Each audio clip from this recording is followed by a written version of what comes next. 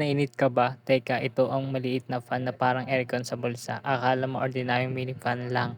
Hindi, portable handheld fan ito sa sobrang handy, stylish at malakas ang buga ng hangin. Perfect sa biyahe, school, work, commute o kahit nasa bahay ka lang. Ang gusto ko dito, compact siya pero powerful. Kasya sa bag, madaling dalhin kahit saan at rechargeable pa. Walang hassle sa battery placement. Mainit habang nagko-commute. Lalabas mo lang ito. Nag-aaral at pawis na pawis. Instant presko. Brown out. May personal cooling ka pa rin.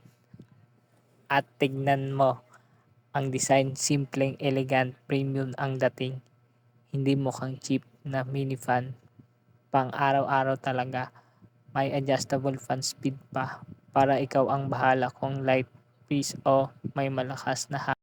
Ang gusto mo, tahimik din gamitin. Kaya okay kahit sa office o habang nagre-relax.